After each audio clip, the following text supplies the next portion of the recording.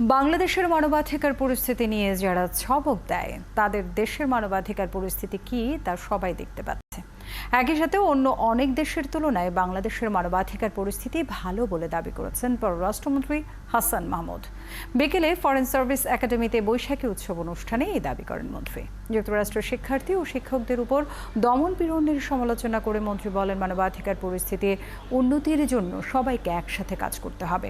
বাংলাদেশের সামান্য ঘটনায়ও যারা বিভিন্ন সময় উদ্বেগ জানিয়েছে তাদের উচিত নিজেদের দেশে নজরে দেয়া। এ সময় উপজেলা নির্বাচন নিয়ে মন্ত্রী বলেন, বিএনপি ভোট বর্জনের ডাক দেওয়ার পরও যে পরিমাণ ভোট পড়ছে তা সন্তোষজনক।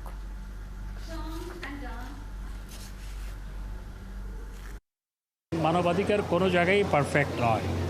আমাদের দেশে অনেক দেশের তুলনায় মানবাধিকার অনেক ভালো। আমাদের দেশে কেউ একজনকে ঘুষি মারলে দেখি অনেকে বিবৃতি দেয়, যে আবার কেউ কারো ধাওয়া খেলেও বিবৃতি দেয়। এখন ইউরোপ এবং আমেরিকায় যেগুলো ঘটছে সেগুলো তো আমরা চোখের সামনে দেখতে পাচ্ছি।